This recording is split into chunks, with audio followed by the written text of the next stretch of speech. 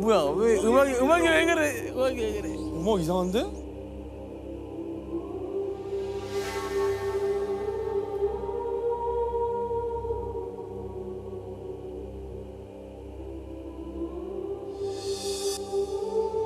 뭐예요? 구덩이?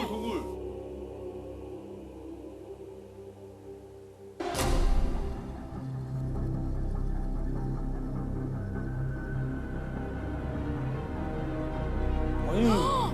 우리 왜 한국 사회 이런 우리 한국 사 아닌 것 같아.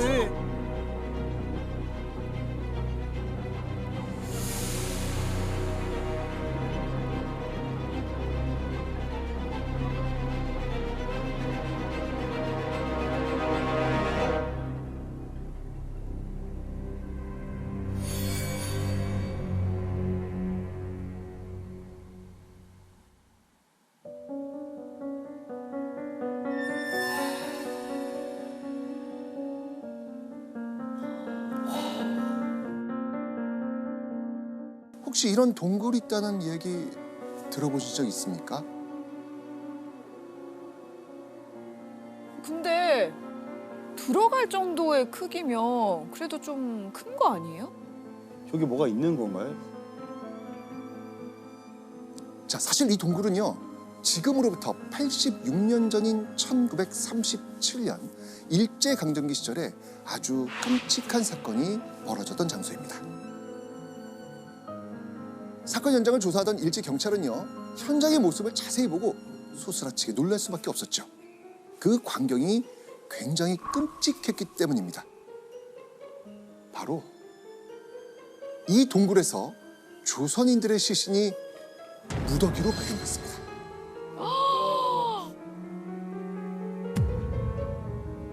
자, 과연 몇 구나 발견되었을까요? 무려 40여 구나랍니다. 아, 어떤 구덩이에는요, 8명의 시체가 서로 엉켜 있었고요. 어떤 구덩이에서는요, 한 엄마가 죽은 채로 발견됐는데 등에는 갓난아기를 업고 있었습니다. 자, 그런데요, 이렇게 처참하게 안매장당한 조선인들에게는 한 가지 공통점이 있었습니다. 바로 특정 종교를 믿었다는 거죠. 종교? 네. 어?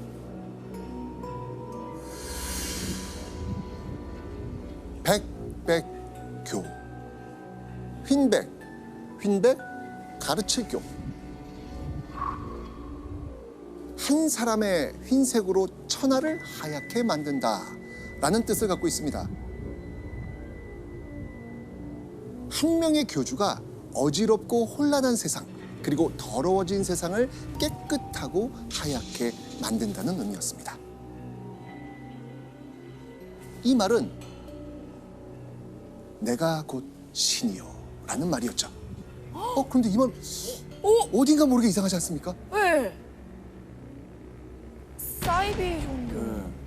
네. 요즘에 인기가 있는 그 시리즈가 있잖아요. 네. 제목 요즘 시사 맞아요. 프로에서 제목이 많이 그거예요. 나오죠. 엄청 많이 맞다. 나와요. 제목이 그 나는 신. 네. 맞습니다. 한마디로 백백교는 일제강점기 많은 조선인을 홀린 사이비 종교였습니다. 조선 사람들의 마음을 파고들었던 백백교는 대체 어떤 종교인지, 백백교의 교주는 어떻게 조선인의 마음을 훔쳐 신이 될 수 있었는지, 오늘의 주제, 사이비 백백교 교주는 어떻게 조선인들의 신이 되었나, 낱낱이 벗겨보겠습니다. 전종훈이 정식으로 백도교의 교주가 되고 약 7년의 시간이 흐른 1919년의 어느 날, 백도교 신도들을 대혼란에 빠뜨릴 만한 일이 벌어집니다. 전종훈이 갑작스레 병으로 사망하고 만 겁니다. 에? 근데 그 신인데? 그렇죠. 백도교는 교주를 유일신, 그러니까 불로 장생하고 무병장수하는 신적인 존재라 속이고 사람들 끌어모은 거잖아요. 네. 그런데 무병장수해야 할 교주가 사망했다? 그럼 어떻게 되겠어요? 말이 안 되죠. 아니 내가 믿으려는 신이 죽었어. 그럼 그게 신이냐고요. 다 그러니까요. 흩어지겠죠. 다 거짓말한 게 되죠. 이런 신도 나온다니까. 네. 네. 그렇죠? 그죠. 맞습니다. 그래서 이때 누구보다 재빠르게 움직인 인물이 있었습니다. 아들. 바로 아들 전용해. 그런데 전용해는 너무나 충격적인 행동을 벌입니다. 아버지 전정훈을 몰래 암매장합니다.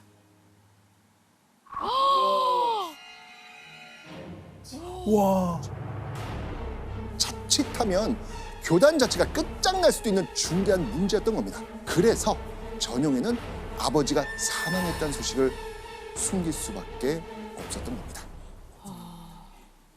그리고 아버지 전정훈이 사망하자 전용해의 머릿속에 이런 생각이 번뜩였습니다. 바로 대를 이어 종교를 이어나가야겠다. 그렇죠. 당시 전정훈은 백도교를 이끌며 자신의 추종자들에게 큰 돈을 바치라 했거든요. 백도교의 신도들을 그대로 끌고 새로운 종교를 만든다면 어떻게 될까요? 그러면 내가- 계속 대대손손 돈을 만지면서 살 수 있는 거잖아요. 그렇죠. 맞습니다. 자, 그렇게 둘째 아들 전용해가 만든 종교 백백교가 탄생을 한 겁니다.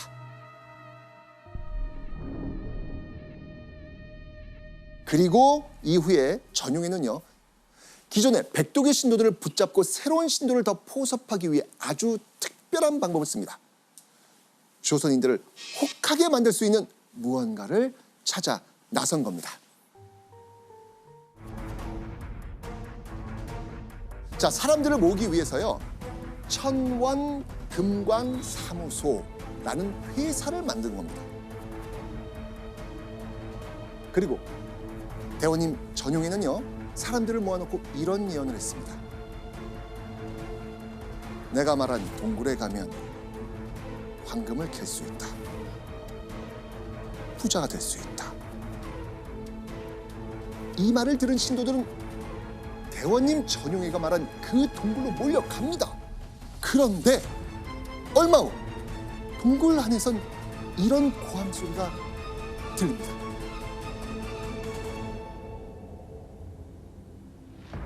여기 노다지가 터졌다.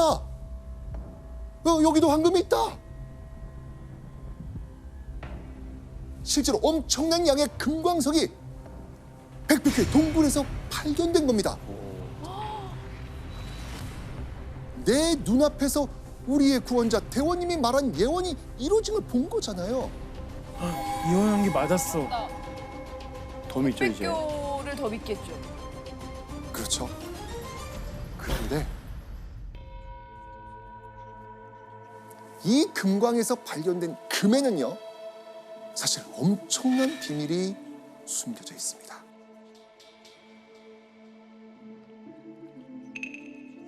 먼저 전용해는요, 금광 사업을 위해서 문을 닫은 폐광 하나를 싼 값에 인수합니다. 폐광입니다. 그럼 그 안에 금광석이 있겠어요, 없겠어요? 전혀 없- 없겠죠. 그래서 전용해는요, 백백교의 간부에게 이런 지시를 내립니다. 순금을 구해와서 내가 시키는 대로 해라. 그리고 어렵게 구해온 금을요, 몰래 밤에 작두로 짧게 잘라서 돌에 박아 넣었던 것이죠.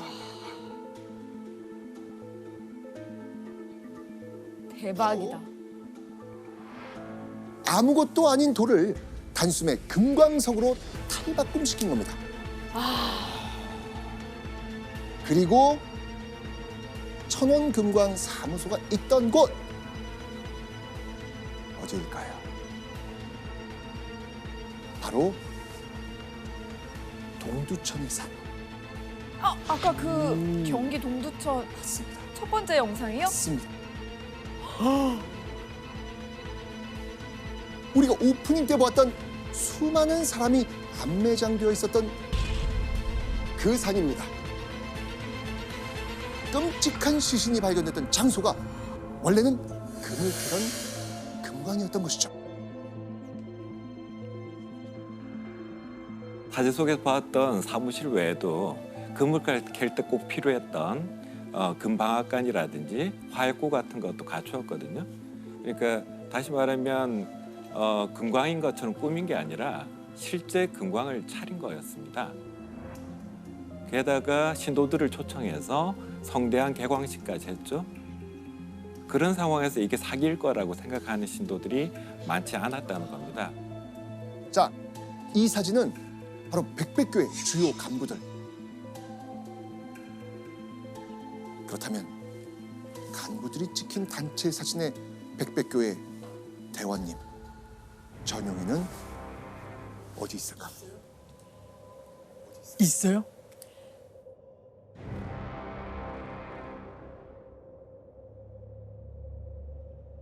전용이는 사진 속에 없습니다. 어? 아, 그치. 신비주의 전략을 취한 전용이는요, 자신의 얼굴을 드러내지 않습니다. 그리고 백백교의 동굴에서 금광석이 발견됐다는 소식은요, 얼마 지나지 않아 조선 팔도에 쫙 퍼집니다.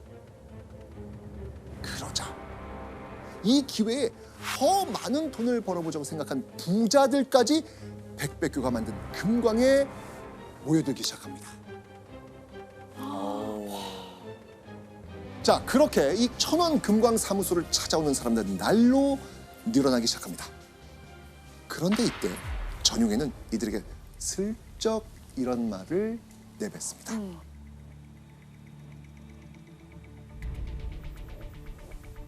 백백교를 믿는 자만이 금광에서 금을 캘 수 있습니다.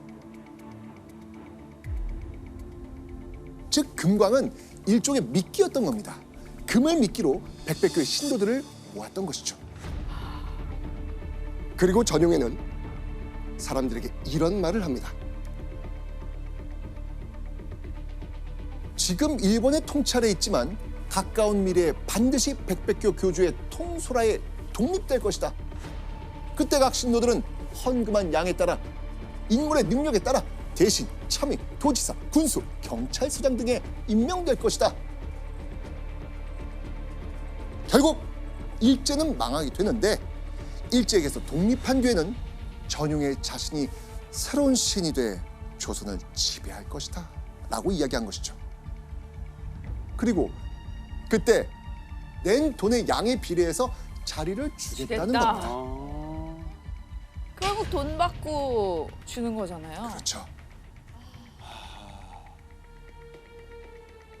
자, 돈이 많은 사람들은 이 이야기를 듣고 어떤 생각을 했을까요? 와, 이게 경찰서장 될 수 있겠는데 생각했을 것 같아요. 돈으로 사야겠다. 네. 그러니까요. 내가 헌금을 많이 하면 새로운 세상, 전용의 세상이 왔을 때 높은 자리에 올라갈 수 있으리라 이렇게 생각을 했겠죠. 제 주변에서 정말 가까운 지인 중에 한 분도 원래 우리 집안이 엄청 부자였었다. 우리 할아버지 할머니 세대 때. 근데 우리 할머니께서 종교에 이렇게 깊이 빠지셔서 논 밭 땅을 다 헌금으로 냈다. 막 그런 얘기해서 지금 힘들게 살고 있는 지인도 계시거든요. 그런 분들이 좀 그 당시엔 좀 많았던 것 같아요. 네. 자, 그러면 돈이 없는 사람은 어떻게 했을까요? 빚을 내서 헌금을 합니다. 빚을 낼 수 없는 상황. 그럼 어떻게, 근데 답이 없는데요? 무동으로. 아, 그래서 제가 만약에 아버지예요? 그러면은 제 딸을 전용에게 바치겠다. 바치는 거요? 맞아요?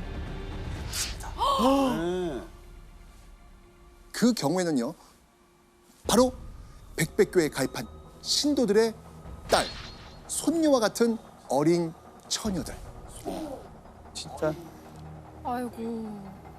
이렇게 바쳐진 어린 처녀들을 이렇게 불렀습니다. 시녀. 즉 전용회의 시녀가 되는 겁니다.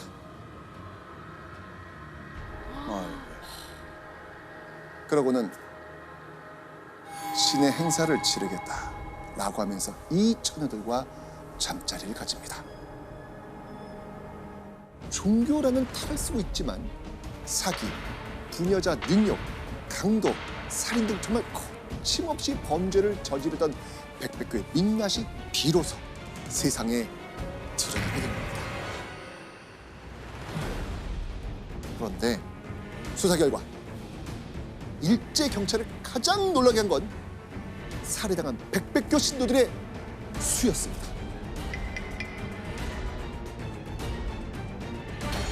자, 과연 살해당한 이들이 몇 명이나 됐을까요? 천진난만한 어린이 77명, 소년, 소녀 32명, 50살이 넘은 노인 60명, 유약한 부녀 85명 등이 포함되어 있다는 겁니다. 그러니까 최소 300명 이상이라는 겁니다. 와, 너무 죽였다. 300명? 살인 집단이잖아요. 그렇죠. 그렇네. 자, 그리고요. 조사가 한창이던 당시 기사에서는요. 백백교 사건을 이렇게 표현하고 있습니다. 이건 예원 씨가 한번 읽어주시죠. 세계 범죄 사상 전무후무한 범죄 기록이 될 것이다. 백백교 사건은요. 우리나라에서 종교 집단이 벌인 최초의 연쇄 살인이었습니다. 그렇게 50여일이 지난 1937년 4월 7일 드디어 전용해가 어딘가에 나타났다는 제보가 들려옵니다. 오. 수십 명의 일본 수색대가 곧장 전용해를 찾기 위해 출동합니다. 마침내 일제 경찰은요 전용해를 찾는데 성공합니다. 그런데 문제가 하나 있었습니다. 뭐요? 일제 경찰이 힘들게 찾아낸 전용해가 죽은 채로 발견된 겁니다. 게다가 전용해의 시신에는 일제 경찰을 혼란스럽게 하는 크나큰 문제가 한 가지 있었습니다. 전용해로 예상되는 그 시신의 얼굴 부분이 들짐 스닉에 물어 뜯겨 있었던 겁니다. 이거는 딱 봐도 가짜 같은데요? 전용이가 조작한 냄새가 나요. 맞아요. 아우 열받아 벌써.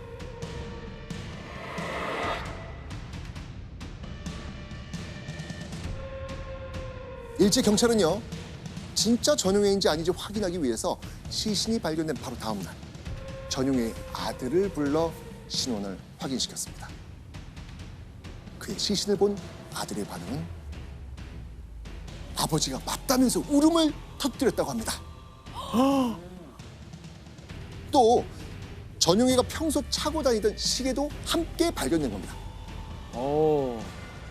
수사 결과 교주 전용해는 자신의 칼로 자살한 것으로 판명되었습니다. 교수님, 이 발견된 시신이 진짜 전용이가 맞아요? 예, 그렇게 알려져 있지만 100% 맞다고 단정하기는 어려울 겁니다. 일단 전용의 얼굴을 아는 사람이 없고 사진도 없고 당시에는 또 DNA 검색 기술도 없었지 않습니까? 가족과 측근이 과연 위증을 하지 않았다는 보장이 있을까요? 그래서 죽어서까지도 미스테리한 죽음으로 남게 되는 것이죠. 아, 너무 열받는다. 이번에 이제 아동 학대 사건을 좀 말씀드리겠는데요. 피고인 송 씨 3가지 혐의로 기소됐습니다. 자, 2003년 4월입니다. 이 송 씨, 여성입니다. 송 씨의 아버지가 교통사고를 내요. 합의 문제로 이제 합의금도 필요하고 하니까 가족 전체가 경제적으로 좀 힘들어집니다.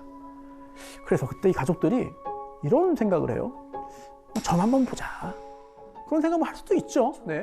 과학적으로 옳으냐 여부를 떠나서 그런 생각하는 거야 뭐 이상하진 않습니다. 네. 그걸 비난할 수는 없어요. 그런데 마침 이 송 씨의 친언니, 언니의 중학교 스승, 선생님이었던 진모 씨가 신내림을 받았어요. 그래서 교사를 그만두고 점쳐주고 기도 대신해주고 이렇게 살고 있는 거를 알게 됐습니다. 그래서요, 이 진 씨에게 도움을 청했는데 그때부터 이 가족 전체가 이 진 씨에게 의존하게 됩니다. 진짜 문제야 이거 진짜. 이 진 씨 뭐라고 말했냐면 전생으로 인해서 너희 가족들 다 단명한다. 악업을 처리해야 되는데 그러려면 기도비가 필요하다. 기도 안 하면 더 큰 해군으로 너희들 다 고생한다. 나는 태양 그리고 달하고도 교신한다. 이런 허무맹랑한 이야기를 그런데도 이 송씨 가족은 이걸 다 믿었습니다. 그래서요. 마음이 약해졌으니까. 네, 맞아요. 예, 이 진 씨가 방생 기도를 해야 되는데 이 가족들이 송씨 가족이 빚내서 사서 바친 거예요. 그리고 전국 사찰 뭐 돌아다니면서 기도하는데 그 따라다니고 이미 정신적인 지배가 이루어졌어요. 자, 그런데 이 가족들이 서로 뭐 얘기도 해보고 또 이렇게 얼굴 마주보고 있으면은 이상한 낌새를 눈치챌 수도 있어요. 그렇죠? 네. 네. 그러다 보니까 이 진 씨는 가족들끼리 좀 떼어놓습니다. 야, 너희 가족들끼리 서로 영적으로 안 좋은 영향을 준다. 서로 연락 주고받지 말아라. 이 가족은 또 그 말을 또 믿습니다. 그대로 해요. 연락을 안 해요. 지배 종속 관계 이루어진 거죠. 아니, 한 명도 아니고 여러 명이 한꺼번에 이렇게 되는 게 어떻게 가능한가? 아니, 세상에 별별 일 다 있지만 사실 저는 이게 가슴으로 이해는 잘 안 되거든요. 맞아. 심리학자들이 이런 얘기 많이 합니다.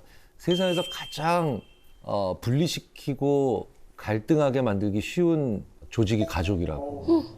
왜 그러냐면요. 당신 가족들 이런 안 좋은 일 있었지. 가까운 사이니까 모든 일이 다 있거든요. 희노애락이. 예. 이렇게 짜증났던 적 있었지. 다 있었거든요. 다 있죠. 네, 네. 없지 않지. 네, 그래서 가족, 가까운 사이 이것만큼 분열시키기 쉬운 조직이 없는데 근데 만약에 분열되는 과정에서 네.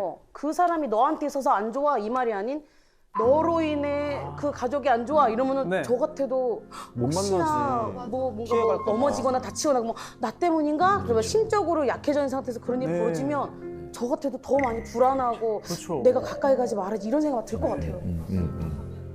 진 씨가 이런 인간 심리를 잘 이용해서 세뇌시킨 건데 그런데 이 송 씨 가족 경제적으로 더 힘들어집니다.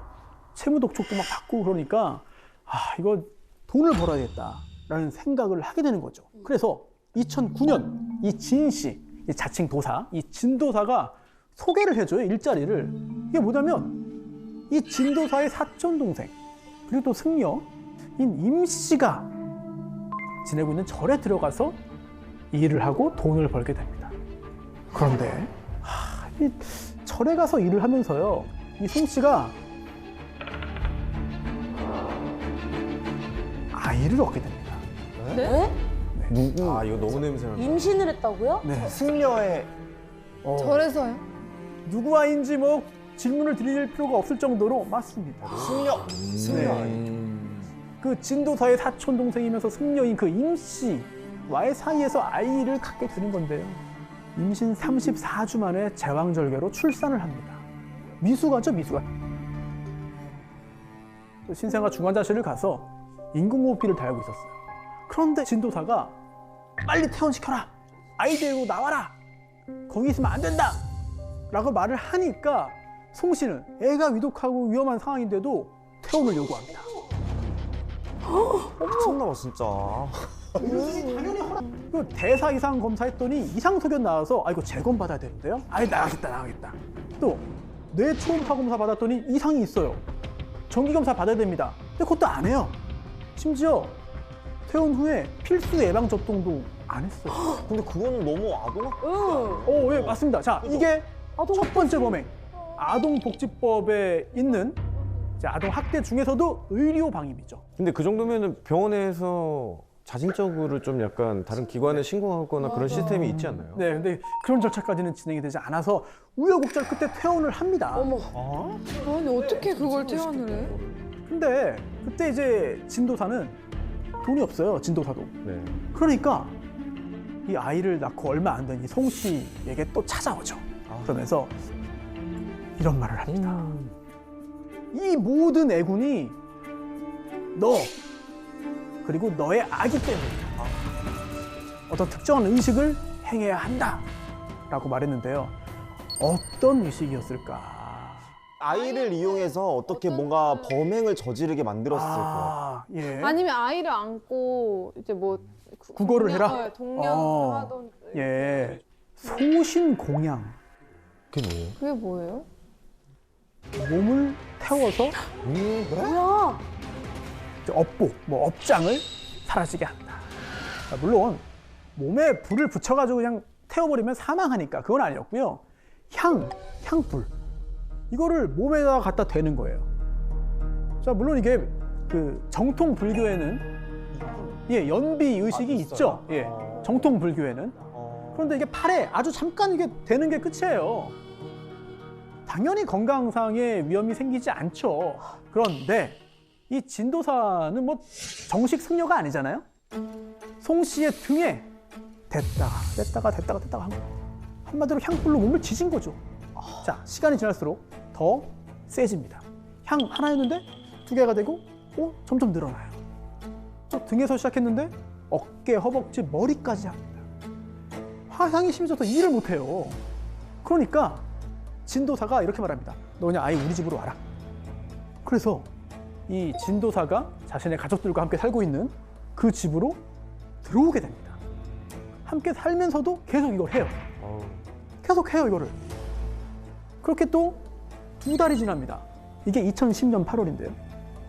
이때 이 진 씨가 송 씨에게 또 막 화를 냅니다. 내가 좌선을 했는데 안 좋은 게 보였다. 너 내가 기도하라고 절에 보냈는데 왜 애를 만들어 왔냐? 이러면서 화를 냅니다. 그러면서 야, 너한테 이거 연비해도 소용이 없으니까 이제 너의 애한테 하겠다. 미쳤나봐. 자, 이런 지시, 이런 이야기를 들은 엄마 송 씨. 정신 차려야죠. 마음으로는 안 했으면 하는데. 그렇죠. 동의를 했습니다. 미쳤나봐 진짜. 제가 아이라고 하다가 이게 아이가 정확하지 않은 것 같아요. 그래서 아기라고 했는데 몇 살이었을까요, 그럼 이때? 이 아기가 생후 6개월. 6개월. 어떻게 울어? 애가 당연히 울죠. 근데 계속 귀 막고 벽 보면서 이제 모른 척 한 거예요. 이게 2번째 범죄입니다. 아동 학대 중에서도 신체에 대한 학대죠. 신체에 손상을 가했으니까. 다쳤으니까 치료해야 되잖아요. 당연히 방치했죠. 또 다른 위로 방임입니다. 그리고 안타깝게도 그 다음 날 이 아기는 사망한 채로 발견. 어떡해. 얼마나 했으면. 사람이 죽었어요. 진도사가 진 씨가 발견한 겁니다. 경찰에 신고 당연히 안 했죠. 이거 은폐하라고 합니다. 엄마한테 말도 안 해요, 일단. 아기용품부터 다 이렇게 챙긴 다음에 사체 있잖아요. 이불에 싸서 비닐 쇼핑백에 넣어요. 그리고 그 아기 사체를 이제 그 엄마 송 씨에게 줍니다. 그리고 차를 타고 근처 야산으로 갑니다. 야산으로 가요. 그 다음에 아기용품 옆에 이제 아기 사체가 들어있는 비닐 쇼핑백을 놓고 신나를 뿌립니다. 어떡해 진짜. 한지로 된 탑다라니. 여기에 불을 붙여서 그 위에 올려놓고 마지막으로 송 씨가 이 진도사에게 받은 라이터를 던져서 사체를 태웁니다. 엄마가요? 네. 엄마가 이렇게 했다고요? 네. 자, 사체 손괴죄죠. 이게 3번째 범행입니다. 징역 몇 년 정도가 타당하다. 징역 몇 년이 마땅하다.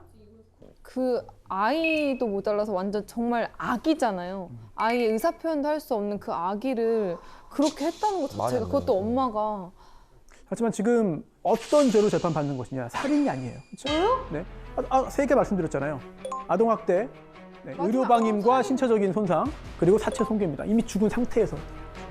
그러니까 목숨을 끊는 과정은 없어서 그런 거예요. 뭐 그런 게 다 있어요. 그 3가지로만 기소가 됐어요. 그 3가지로만. 판사의 판결은 검사가 기소한 거에 대해서만 유죄, 무죄. 이건 인정돼, 인정 안 되면 할 수 있는 거거든요. 네, 그래서 검사가 살인으로 기소 안 했는데 살인죄라고 할 수는 없는 겁니다. 네, 그건 배제하고 이 3가지로만 판단할 수 있는 거고요. 여기서 또 하나. 지금 이 재판은 진도사에 대한 재판은 아니에요. 이 엄마 송 씨에 대한 재판입니다. 이걸 생각하셔야 됩니다. 진도사인데. 진도사. 이 사건 벌어지고 그 다음 해에 죽었어요. 병으로 명이 다해서요? 팔자대로? 그렇죠. 너무 억울하다.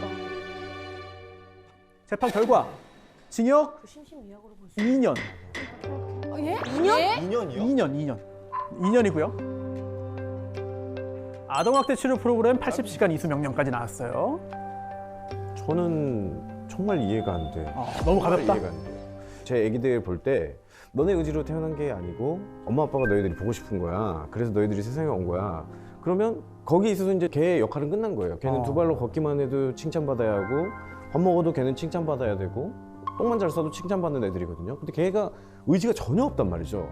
그 엄마가 자기가 무슨 이상한 정신적으로 나약한 생각을 하던 간에 저는 그 형량 자체가 이해가 안 가고 근데 대체. 이거를 심신미약 상태로 볼 수 있나요? 아니요, 심신미약은 이 재판에서 인정되진 않았어요. 그쵸. 네, 그런데도 징역 2년 나온 겁니다. 네. 정말 이런 말도 안 되는 되게 웃으실 수도 있는데 진돗개를 숭상하는 모시는 진돗개교 사건이라고 있었어요. 진돗개교. 네, 2014년에 이제 일어났던 일인데 2014년 8월 14일에 수상한 아동 실종 신고가 경찰에 접수가 돼요. 아들을 잃어버렸다라고 막 울어요. 어떤 엄마가 와서. 근데 그 아이를 어디서 언제 잃어버렸습니까? 라고 물어보니까 아이가 잃어버린 시점이 이미 한 달이 지난 거예요. 네. 그럼 그동안 신고 안 하고 뭐 했냐라고 물어보니까 내가 찾을 수 있을 거라고 생각했다라고 얘기하고 조금 수상한 얘기를 많이 해요. 그래서 경찰 입장에서도 단순 실종 사건은 아니겠다라는 생각으로 이 아이의 행방을 막 찾기 시작을 하거든요. 그래서 주변의 그 아동보호시설 뭐 140여 군데도 조사를 해보고요. 엄마라는 최 씨 주변도 많이 탐문을 해요. 그런데 한 5개월 동안 계속 수사를 해봐도 전혀 어떤 혐의점이라든지 의심할 만한 부분을 결국 찾지 못해서 이 사건이 이제 미제로 남게 되거든요. 근데 미제로 남게 되었다가 2016년 2월에 이제 이 사건이 다시 이제 수면 위에 네. 떠오르게 되게 돼요. 왜 떠오르게 돼요? 당시에 2016년 2월에 그 미취학 아동인데 뭐 실종된 아이들을 좀 집중적으로 조사를 했다고 해요. 근데 그 과정에서 실종 신고된 이 사건이 다시 이제 경찰이 보게 되고 이거는 단순 실종 신고가 아니겠다라는 판단에서 다시 한번 조사를 하게 돼요. 조사하는 과정에서 이 엄마 최 씨가 아이가 실종했다고 하는 시점을 전후해서 한 15일치의 그 휴대전화 통화 내역을 보는데 이상하게 그 통화의 상대방들이 강서구의 한 다세대 주택에 다 살고 있는 사람들이었던 거예요. 너무 이상하잖아요. 네, 그래서 그 다세대 주택을 살펴봤더니 사람들이 공동체 생활을 하고 있는 것 같은데 특별히 어떤 범죄 혐의점은 바로 찾을 수 없는 것 같았어요. 근데 그러다가 그 단체에서 탈퇴했다는 사람 하나를 만나게 돼요. 그래서 어렵게 경찰이 이 사람을 설득을 해서 어떤 일이 있었는지 확인을 하게 되는데 놀랍게도 이 사람이 증언하는 것은 2014년 7월에 한 아이가 있었는데 그 아이를 교주격인 A라는 사람이 폭행을 하다가 사망을 했고 야산에 묻었다라는 얘기를 합니다. 이 강서구 다세대 주택에 살고 있는 이 단체가 진돗개를 모시는 사이비 종교 집단이었던 걸로 밝혀지게 된 거예요. 악교에 쓰였다면서 3살 아이를 때려 숨지게 하고 시신을 유기한 사이비 종교 집단이 범행 3년 만에 경찰에 붙잡혔습니다. 서울 주택가에서 공동체 생활을 하는 이들은 영물로 여기는 진돗개가 짖었다는 이유로 아이를 잔혹하게 숨지게 한 것으로 드러났습니다. 정체가 뭡니까 진돗개교? 진돗개교가 그냥 진돗개를 모시는 거예요, 한마디로. 진돗개가 거죠. 신인 건가요? 신인 거죠. 일종의 신인 거죠. 그러니까 진돗개한테 일단 다 존댓말을 해요. 먼저 내려가시지요 이런 식으로. 또 사당도 마련해 놓고 진돗개를 위한 어떤 의식을 거행을 하고 그리고 이 신도별로 각각 진돗개를 모시는 어떤 역할이 있었던 거예요. 어떤 사람은 진돗개의 어떤 수건을 빨아주는 사람, 앉는 사람, 그리고 뭐 목욕시키는 사람 이런 식으로 각각의 역할 분담이 있었고 동네 주민들의 어떤 증언을 들어봐도 모시는 모습이 누가 봐도 사실 보였던 거예요. 일단 이상하다라고 느꼈지만 사실은 뭐 딱히 어떤 범죄 혐의점은 없었기 때문에 이상한 사람들 정도만 그 정도로만 생각을 했던 거였는데 이제 알고 보니 그 진돗개를 숭상하는 그 잘못된 믿음을 가진 집단에서 아이를 학대하면서 이제 사망을 하게 한 사건을 이제 경찰이 찾은 거죠. 아이를 왜 학대했을까요? 처음에 진돗개가 아이를 보고 막 짖었다고 해요. 아이는 뭐 한 3살 정도 되는 아이였는데 그때 이제 진돗개교의 교주 같은 사람이 진돗개가 이렇게 아이한테 짖는 거는 이 아이에게 어떤 귀신이 쓰여 있어서 그렇다. 이 귀신을 내쫓기 위해서 아이를 좀 때려야 한다라는 식으로 처음에는 가벼운 폭행으로 시작했다가 그 폭행 정도가 사실 당연히 심해질 수밖에 없거든요. 그리고 결정적으로 아이가 사망한 날이 2014년 7월 7일이었다고 하는데 그 당시에 아이가 좀 대소변을 못 가리고 계속 좀 칭얼대고 이러니까 좀 더 심하게 아마 때렸겠죠. 그렇게 돼서 아이가 갑자기 사망을 하고 그 과정에서 친엄마가 다 보고 있었어요. 친엄마는 가만히 있어. 친엄마는 아무런 뭐 말리거나 그런 것들을 전혀 하지 않았죠.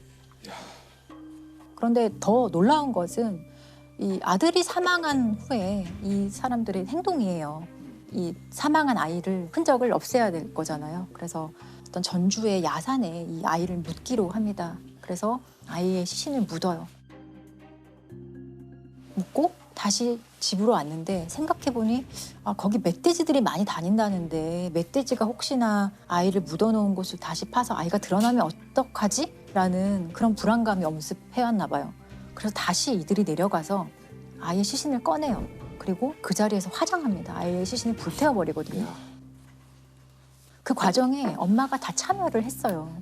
그러니까 좀 믿기 어려운 일이지만 실제로 일어났었던 일이라는 거에 좀 충격적이죠. 이 엄마가 그럼 경찰에 왜 실종 신고를 했느냐. 그것은 그러니까 자기들의 범행이 발각되지 않도록 하기 위한 혹시나도 모를 수사에 대비한 어떤 그 혼선을 주는 그런 목적이었고. 실종 신고가 너무 늦은 거죠. 그렇죠. 이것까지 이 엄마는 이제 교주와 그 진돗개교 사람들이 시키는 대로 하게 됩니다. 근데 이들 처벌 어떻게 받았나요? 그 엄마 최 씨는 이제 10년 형이 선고가 되고요. 아이를 직접적으로 이제 학대해서 사망하게 한 사람은 13년 형이 선고가 되고. 그러니까 죄 질에 비해서는 어떻게 보면 형량이 적은 편인 것 같습니다. 좀 가슴 아픈 얘기네요. 이게 이렇게 좀 호응행랑하잖아요. 이런 종교에 빠지는 심리가 뭘까요? 뭐 기본적으로 사실 사이비 종교에 빠지는 심리하고요.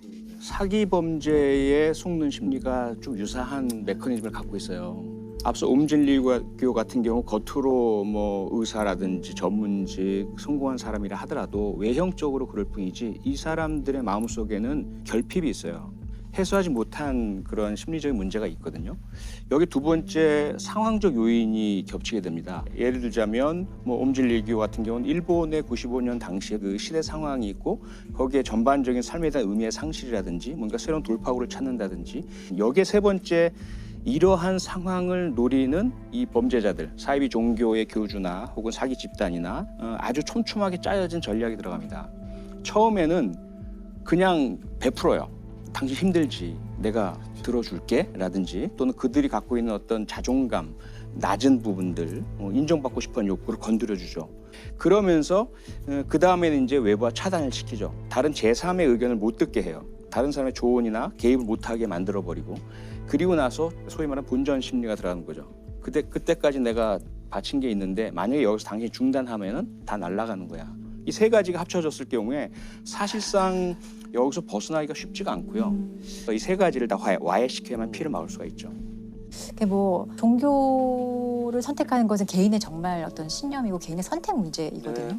본인이 판단 능력이 미약해서건 환경적으로 취약해서건 이런 종교를 선택하고 본인이 그렇게 살겠다고 하면 본인이 책임져야 될 문제거든요. 근데 정말 여기서 이제 문제가 되는 거는 이런 진돗개교 사건처럼 자신의 의사와 상관없이 아이 같은 경우나 의사를 표현할 수 없는 사람들이 그게 세상의 전부인 것처럼 살다가 이렇게 억울하게 죽는 사건이 꽤 있다는 거죠.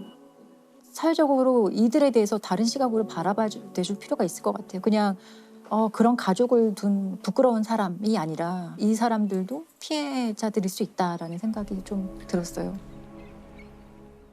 지구가 끝나는 날 19입니다. 러시아 시베리아의 크라스노야르스크주 남쪽에는 지상 낙원이라고 소문이 난 아주 한적한 농촌 마을이 있습니다. 너무 좋은데. 그죠? 좋다. 너무 좋다. 한 일주일만 있고 싶다. 약 20개의 군락을 이뤄 사는 이 농촌 마을의 주민들은요, 이곳을 유토피아라 부르며 외부와의 접촉을 최소화한 채 주로 마을 안에서만 생활했는데요. 이 마을에 격리된 생활 방식으로 인해 코로나19가 전 세계적으로 확산되던 지난해 많은 사람들 사이에서 안식처를 각광받으며 이주 문의가 쇄도, 코로나19 이후 마을 주민의 수가 3배 이상 급격히 증가하기도 했습니다. 그런데 지난해 9월 22일 평화롭던 이 외딴 마을에서 갑자기 체포작전이 펼쳐졌습니다.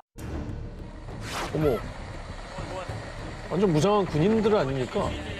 호송차, 버스, 구급차와 의료 대원이 마을 일대에 쫙 배치가 됐고요.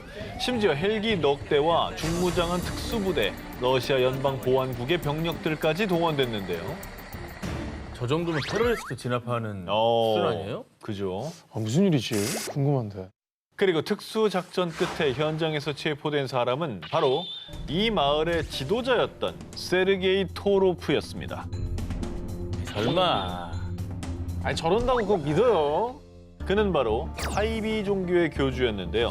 자신을 부활한 예수라 주장하며 이 마을의 크리스마스도 자신이 부활했다는 8월 18일로 지정. 그리고 빛의 종말이 가까이 왔고 종말이 오더라도 자신이 만든 유토피아에선 살아남을 수 있다고 주장했습니다. 토로프가 예수를 사칭한 배경. 시베리아에서 교통경찰로 일했던 토로프는 1989년 직장에서 해고된 뒤 갑작스런 각성을 통해 하나님께서 나를 이 땅에 보내셨으며 인류에게 전쟁의 폐해와 대혼란에 대해 가르치길 원하신다. 본인을 재림한 예수로 지칭했습니다. 당시 구소련의 해체로 혼란스러웠던 시대 상황 속에서 실제로 많은 사람들이 그를 재림 예수로 믿고 따랐는데요. 그렇게 토로프는 1994년 추종자들을 이끌고 크라스노 야르스크주 남쪽의 마을에 최후의 교회라는 사이비 종교단체를 설립. 러시아, 프랑스, 이탈리아 등 세계 각국을 돌아다니며 세계가 종말한다는 교리를 전파했고요. 저렇게 많이 왔어? CG 아니고?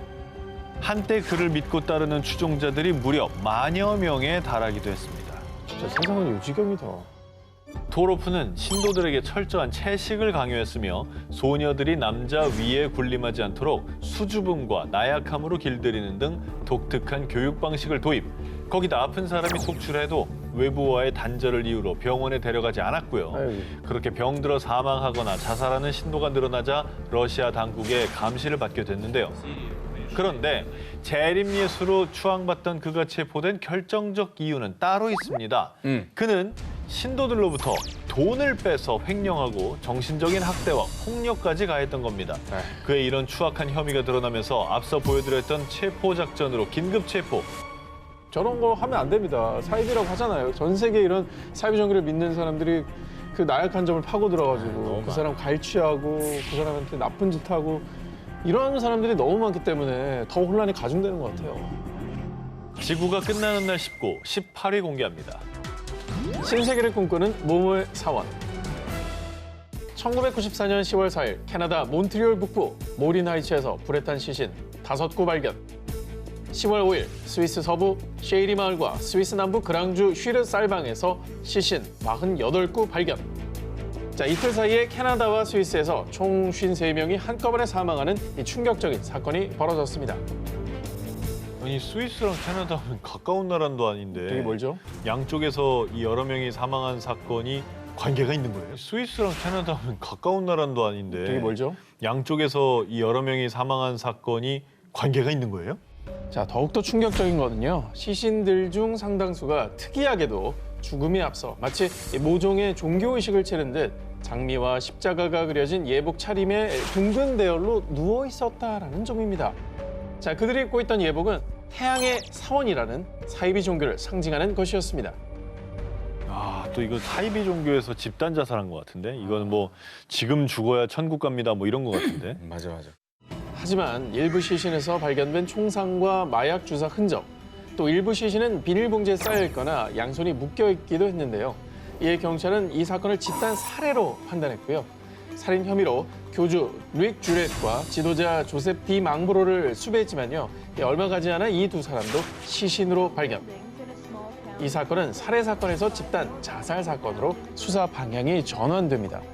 그리고 얼마 후 스위스의 한 사교 연구 전문가가 이날 태양의 사원으로부터 무덤 저편의 편지라는 서한을 받았다라고 밝힘으로써 시신으로 발견된 사람들이 살해된 것이 아니라 집단 자살했을 가능성을 높여주었는데요. 근데 손발이 묶여있죠. 뭐 비닐에 감싸져 있는 시신도 있었다고 하는 거 보니까 굉장히 찜찜한 상황이에요. 어떻게 보면 자살을 좀 강요하지 않았을까라는 생각이 좀 들어요. 왜냐면 마약 주사했다는 흔적도 있다 그랬잖아요. 그러니까 마약으로 정신을 못 차리게 하고 죽이면서 마치 이제 이 여기 있는 사람들이 전부 다 같이 죽어야 된다 이런 걸 강요한 게 아닌가. 태양의 사원은 벨기에 출신의 심령치료사였던 교주 릭 쥬렛이 설립한 사이비 종교 집단인데요. 릭 쥬렛은 신도들을 모으기 위해 유럽 각지를 떠돌면서 이런 주장을 했습니다. 조만간 말세와 함께 불의 심판이 닥칠 것입니다. 이 종말론에 심취한 신도들은 스위스를 중심으로 유럽, 캐나다 등지의 한적한 농촌 마을에서 비밀 집회를 가지며 모두 인류 멸망의 시나리오에 매달렸습니다. 종교가 아니라 종말론을 믿었던 거네. 그죠? 불안함을 또 이용했네, 그죠? 심지어 교주와 지도자들은 신도들로부터 돈을 착취하고 죽음을 강요하기까지 했는데요. 신세계에 가기 위해서는 죽음을 택해야 합니다. 그렇게 이들은 점점 말세가 다가온다는 생각이 들자 종말론 교리대로 모두 함께 자살을 한 것으로 추정되고 있는데요. 저 신도들은 교주한테 조종당해서 피해자예요. 그럼요. 그래서 죽은 거니까 이건 타살이나 마찬가지죠. 타살이죠, 타살. 네. 자, 그런데 더욱더 안타까운 점은요. 태양의 사원 신도들은 이 충격적인 집단 자살 사건이 벌어진 후에도 소규모 비밀 결사체를 이루어 계속 비밀 집회를 이어왔다는 것입니다. 지구가 끝나는 날 19, 14일을 공개합니다. 모모모 대 미 정부의 전쟁. 1993년 4월 19일 텍사스주 웨이코. 한 무장 집단과 무려 51일째 대치 중이던 미 연방경찰 FBI와 폭발물 단속국 ATF 등 약 900명의 연방 수사기관 요원들은요. 미 육군의 최정예의 탱크를 투입해 대대적인 진압 작전을 벌였는데요. 이 정도면 진짜 무장 테러 집단 하나 점령하러 간 거 아니에요? 텍사스 한복판에서 흡사 전쟁을 방불케 하는 진압 작전이 벌어진 이유. 이 종말론을 신봉하는 사이비 종교 집단 다윗파의 교주 데이비드 코레시와 그의 추종 세력을 진압하기 위해서였습니다. 얼마나 세력이 크면 저렇게 했을까? 자, 그렇습니다. 다윗파의 교주 코레시는 스스로를 인류의 마지막 선지자이자 재림 예수라 칭하며 신도들을 모았고요. 급기야 80년대부터는 100여 명의 신도들과 웨이코에서 집단 생활을 시작. 뿐만 아니라 신은 내게 하나님을 위한 군대를 구성하고 마지막 날을 준비하라고 알려주셨습니다. 자, 교주 코레시는 종말을 앞두고 전쟁이 벌어진다며 수류탄, 권총, 기관총, 자동화기 등 불법으로 총기를 거래하고 신도들을 무장시켜 군대까지 조성했습니다. 한편 미 연방 수사기관들은 수년간 교주 코레시와 다윗파에 대한 수사를 진행해왔고요. 결국 1993년 2월 28일 다윗파가 더 큰 사회혼란을 야기할 것을 우려해 불법 무기 소지 혐의로 체포작전에 돌입했습니다.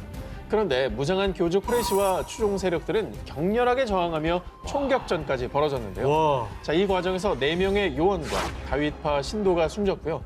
무려 51일 동안이나 무장 대치하는 사태가 발생했습니다. 미 정부는 결국 수백 명의 병력을 투입해 강경 진압을 결정했습니다. 이 과정에서 어린아이와 임신부를 포함한 76명의 신도들이 사망하는 비극이 벌어졌고요. 이 사태의 주범인 교주 코레시 역시 현장에서 숨진 채 발견됐습니다.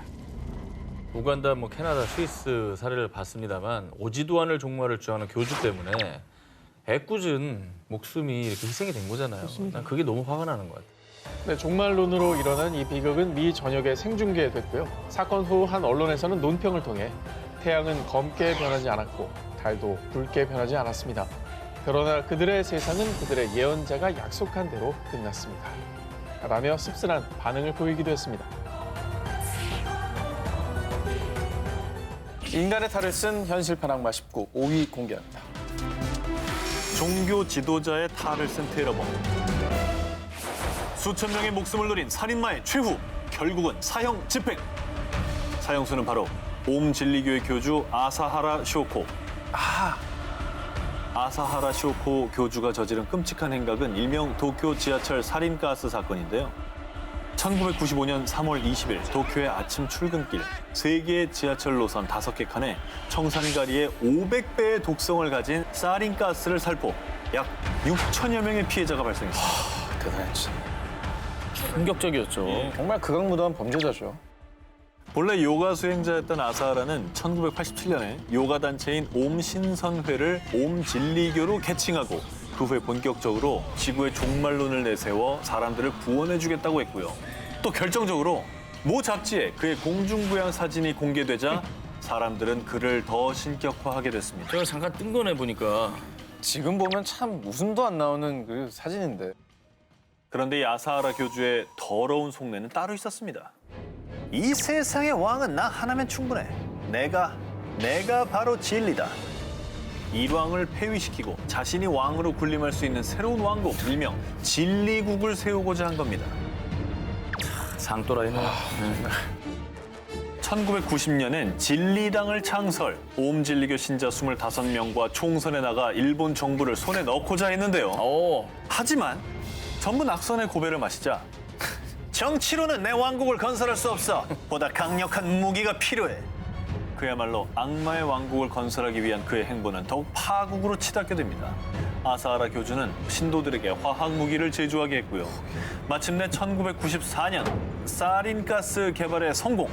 그리고 1년 뒤인 1995년엔 도쿄 지하철 사린가스 사건을 일으킨 겁니다. 사람들을 패닉으로 빠뜨려서 자기에게 뭔가 권한을 내놓든지 뭔가 그걸 난 살려주세요 하면서 숭배하게끔? 네. 그런데요, 그가 죽어도 이 악몽은 끝나지 않고 있습니다.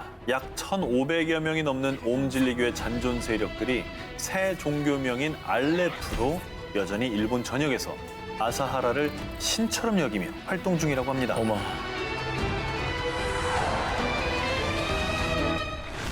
자, 세상을 들었다 놨다 충격 스캔들 19, 6입니다.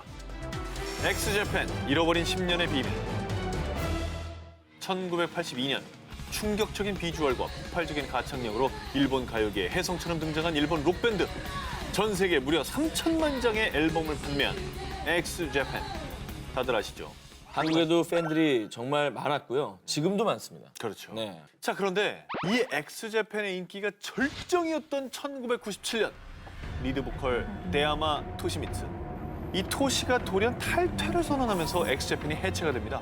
팬들에게 큰 충격을 안겨줬는데요. 네. 갑작스럽게 탈퇴를 한 토시는 상처 입은 사람들을 위한 힐링 음악을 할 거예요. 라며 일명 치유 음악가로 변신까지 합니다. 자, 그런데 말입니다.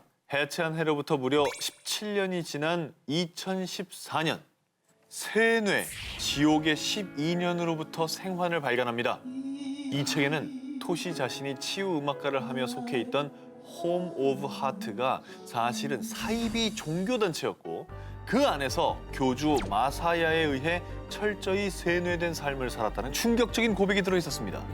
또 토시는 자신의 앞으로 들어오는 저작권료를 포함한 전체 수입을 교주에게 몽땅 바쳐야 했는데요. 교주가 12년 동안 토시에게 갈취한 금액만 무려 10억엔, 단화로 약 100억 원이 넘었다고 합니다. 참 저런 거 보면은 너무 안타깝기도 하지만 이해가 안 가는 게 어쩌다가 저 사이비 종교에 빠지게 된 건지. 토시를 처음 이 종교에 끌어들인 사람이 다름 아닌 그의 아내 모리타니 가오리였다고 합니다. 아내 모리타니 가오리가 사실은 교주 마사야의 수많은 아내 중에 한 명이었다고 합니다. 결국 이제 책까지 쓴 거 보면 이제 나온 나오게 거죠. 된 거잖아요. 이젠 나온 거죠. 예, 어떻게 탈출했을까요? 그 2006년에 토시에게 엑스제팬 재결합 제안이 들어왔는데 과거에는 엑스제팬은 악의 근원이다 라면서 탈퇴를 종용했던 교주 마사야가 재결합해 이렇게 선뜻 재결합을 허락한 겁니다. 돈 벌려고 온 거 아니에요? 재결합을 허락하면서 대신에 모든 수입은 마사야 자신에게 줘야 한다고 한 거죠. 그러니까 이때서야 비로소 토시가 결국 나는 이용만 당하는구나 하고 엑스제팬 멤버이자 절친이 요시키에게 도움을 청해서 마침내 사이비 종교에서 탈출할 수 있게 된 거라고 합니다. 오늘도 저희들 노방경제 나갑니다. 저희들 나가는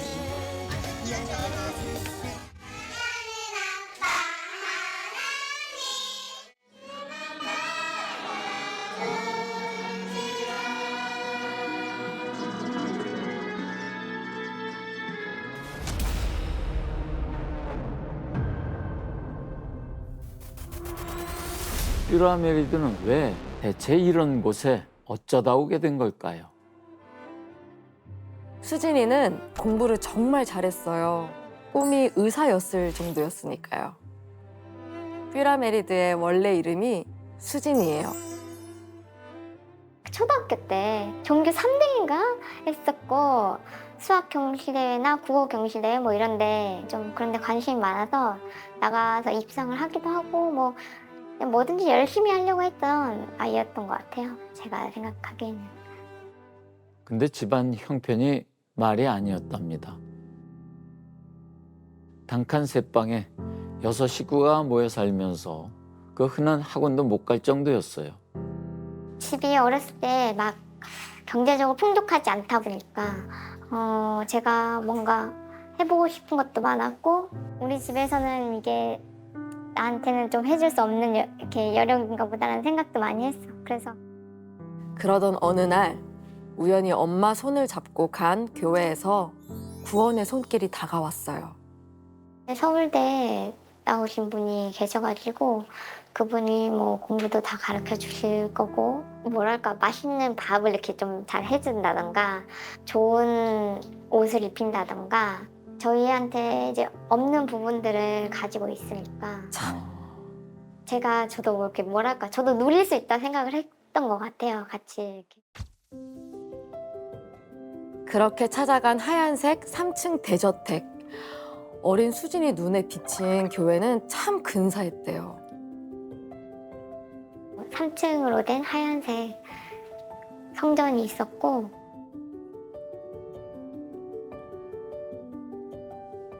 목사님이 이제 반겨주는데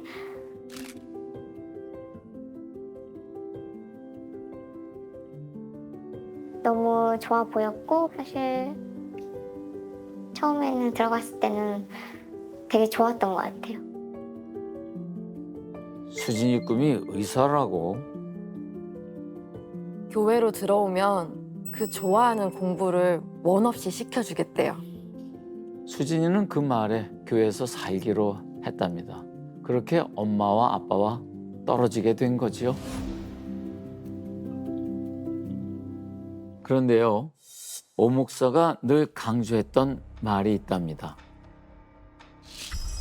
바깥은 다 마귀다. 바깥에 나가면 마귀한테 잡아먹히는 거다.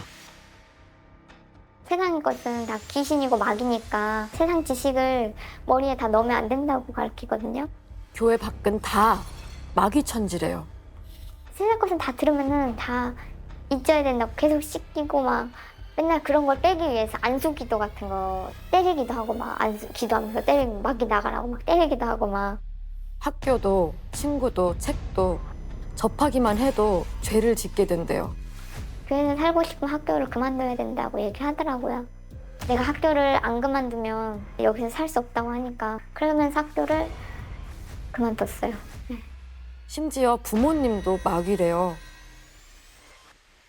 너네 부모가 너 여기다 버리고 간 거야. 그래도 마귀가 아니냐? 너희 엄마랑 아빠는 나를 버리고 갔다라고 계속 가르쳐요. 엄마 아빠가 우리한테 버리고 간 거다. 그래도 너는 여기서 살아야 된다. 그걸 계속 가르치다 보니 나는 이제 여기서 살아야 되는구나 라는 생각을 하고 그래서 시키는 대로 다 했었던 것 같아요. 그래서 버림받았다고 생각을 한 거군요. 얘가 말도 안 되는 얘기 같지만 이거 어린 애들이거든요. 그쵸. 애들 입장에서 어떻겠어요? 그래 엄마가 놔두고 갔으니까 차 타고. 그치. 버렸지. 버림받은 거지. 그치. 고지고대로 믿는 거지, 애들은. 야. 그렇게 아이들은 부모와 인연을 끊고 학교도 그만두게 된 거죠.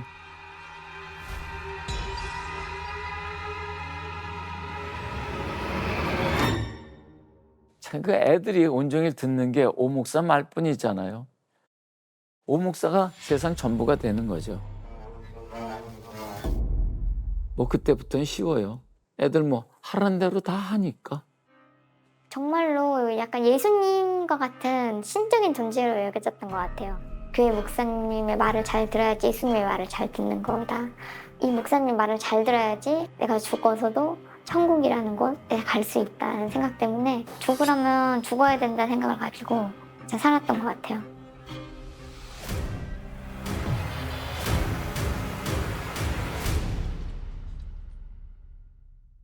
오 목사가 본색을 드러낸 곳은 목양실이었어요. 오 목사의 방을 목양실이라고 불렀대요.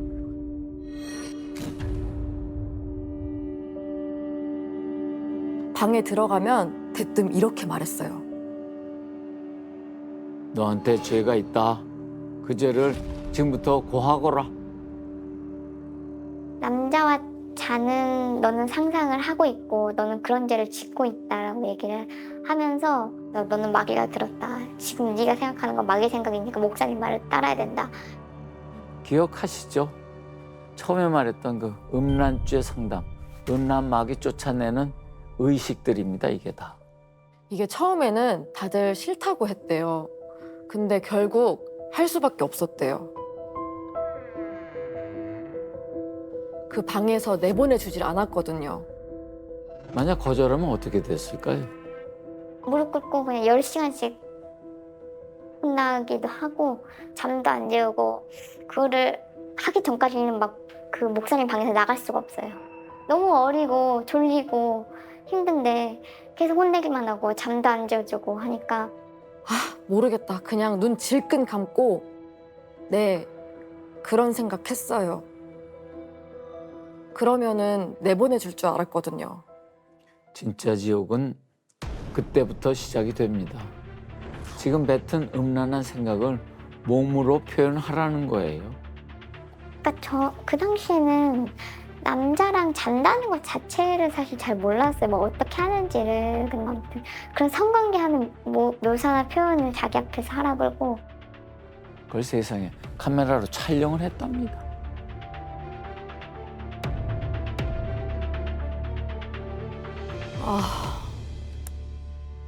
정말 끔찍해요. 뷰라 메리드가 우연히 오 목사의 컴퓨터를 보게 됐는데요.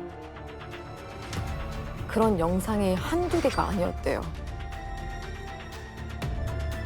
그리고 그 영상들 속에서 끔찍한 장면을 보게 됩니다. 그런 SD카드 내용에 있는 거를 제가 한번 봤어요. 그래가지고 알게 됐어요, 사실. 오 목사 앞에 두 여자가 옷을 벗은 채로 서 있는데요. 가만히 보니까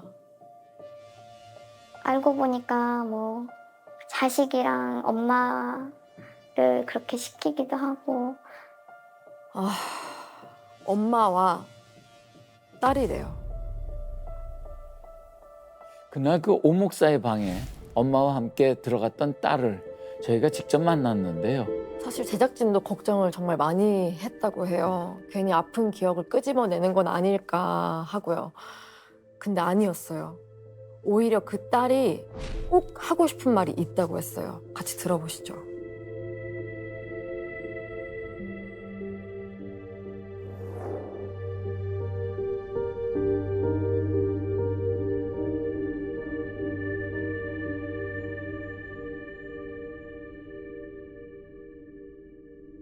올해 29살 됐고 원래 신아히마스였는데요. 저는 이름을 한 3번 바꾼 것 같아요. 교회 8살 때 들어갔다가 12년 정도 있었던 것 같아요. 제일 견딜 수 없었던 거는 엄마랑도 되게 음란지 상담을 많이 시켰고 너무 수치스럽더라고요. 다 벗고 침대에 누워라 그러면서 이제 옆에서 캠코더로 사진을 찍고 있고 옆에서 그냥 살짝 터치하면서 여기 만지라고 대신 만지라고 그러고 막 그랬었어요. 그래서 저는 엄마랑 지금 단둘이 있는 것도 좀 뻘쭘하긴 해요. 그때 생각이 좀 나서. 한 2-3시간씩 하고 하루에도 많게는 뭐 2번도 하고 그랬었거든요.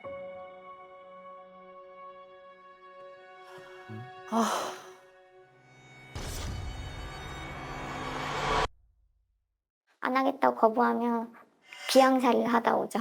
귀양살이처럼 엄청 힘든 곳으로 보내서 일을 해요. 목사뿐만이 아니라 교회 교인들도 다 저를 막이 들었다고 막 때리기도 하고 머리채를 막 뜯기기도 하고 막 저희는 이제 삶이 걸려 있거든요. 한 번 혼나면. 거기서는 뭐 밥도 너무 잘 안 주니까. 어느 순간부터 소녀들은 제 발로 목양실에 찾아가게 됐답니다. 살기 위해서.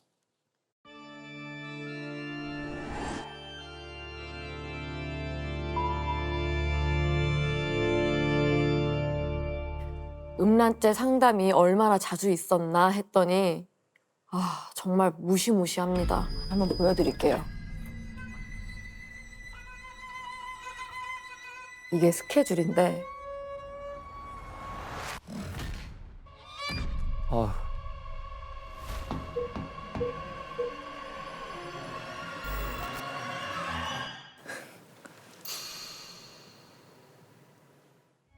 가장 싫었던 순간은 그 영상으로 찍어가지고 저한테 보게 시키는 거? 내가 왜 이런 수모를 겪어야 되는지 너무 비참하고 막 역겹고 뭐 약간 눈물도 나고 그냥 더러웠던 것 같아요. 너무 그냥 끔찍했어요.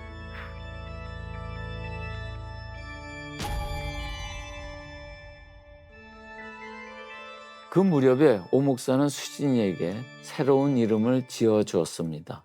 네, 기억하시죠? 뾰라 메리드. 네, 뾰라 메리드에서 뾰라는 나의 소유, 나의 기쁨이라는 뜻에서 따온 것 같고요. 메리드는 영어 married, 결혼했다는 뜻이잖아요.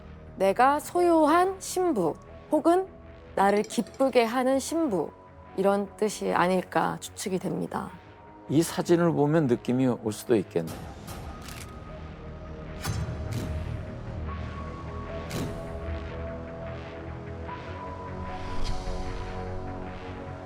와.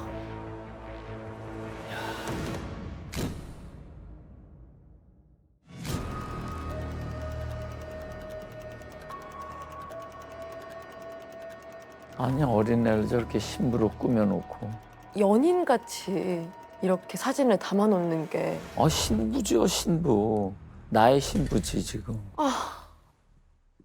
정상이 아니죠. 뾰라 메리드가 된 수진이는 오 목사의 비서 역할을 맡게 되는데요. 뜻밖의 물건을 손에 넣게 됩니다. 그 물건이 뭐냐? 바로 휴대폰이요. 이 휴대폰이 훗날 오 목사의 왕국을 무너뜨리게 될 거라는 걸 눈치챈 사람은 아무도 없었습니다. 오 목사가 그토록 원했던 음란죄 상담이 본인 뜻대로 다 됐잖아요. 그래도 그게 끝이 아닙니다. 사랑의 증표로 아주 특별한 걸 갖다 바쳐야 했답니다. 뭐였을지 짐작이 가세요? 저는 상상을 하기 싫어요. 그 다음을. 너무 끔찍하고 믿기지 그것도 않네요. 지금 이 시대에. 그니까요. 사랑의 증표가 뭐였냐면요. 미나 씨. 이거요. 생리. 이거를 뽑아서 바쳐야 했대요. 그 생리를 뽑는 게 가능해요? 너무 비정상적이잖아요. 아니 멀쩡한 앞니를 대체 왜 뽑아요? 저 치과에서 안 된다고 한다. 근데 넌 그거밖에 안 되는 거야, 마음이. 그러는 거예요. 그래서 한참 있다가 이제 겨우 모서리에다가 벽에다가 들이박았죠, 이를.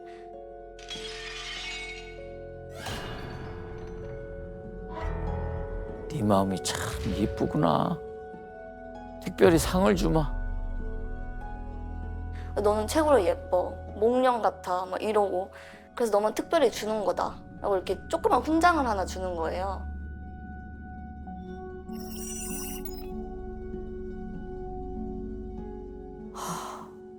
얼마나 아팠을까요? 근데 또 하나 이해 안 되는 게 있어요. 돈이에요. 신도들 태반이 교회 안에서 먹고 자잖아요. 그럼 교회는 어떻게 굴러갈까요? 그 비밀이 교회 내부 영상에 숨어져 있더라고요.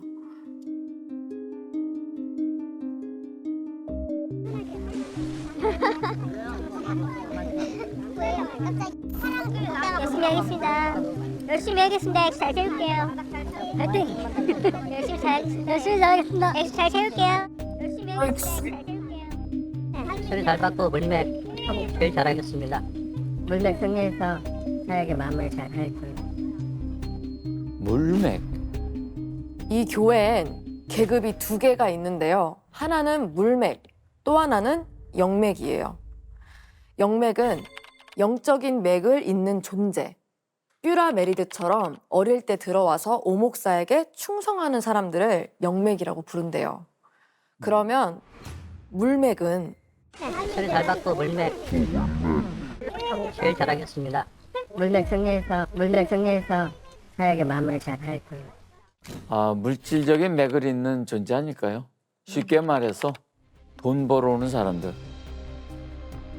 이 물맥들은요, 번 돈을 전부 교회에 바쳤대요. 심지어는 뭐 대출해서 사채까지 써서 오목사한테 입금을 했답니다. 근데 왜 그랬을까요? 이게 도대체. 그게 어떻게 가능했냐면요. 답은 역시나 교회 내부에 있었어요. 아이들이 자기 부모한테 하는 말이에요.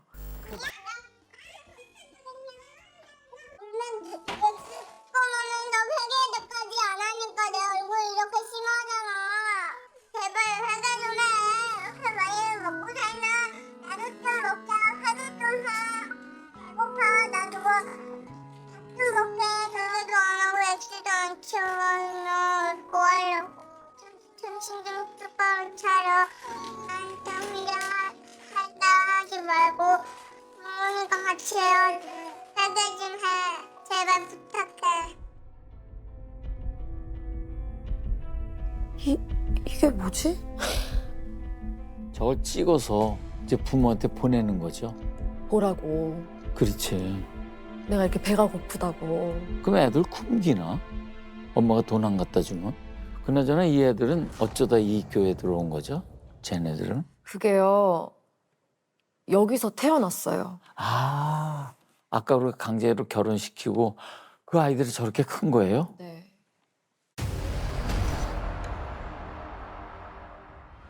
이제 20살이 막 넘으면 오목사가 따로 부른대요. 그리고 한다는 말이 결혼해. 여기 남자 셋 중에 골라봐. 누구랑 할래? 생각 좀 해보면 안 될까요? 왜 마음에 안 들어? 그럼 신랑 바꿔줄게. 내일 쉬고 올려. 약간 나이 비슷한 사람끼리 이렇게 묶어가지고 너랑 결혼해 그러면은 알겠다고 결혼을 뭐 해요 다음날. 너무 막 싫다고 막 하면은 다른 애로 바꿔주기도 해요.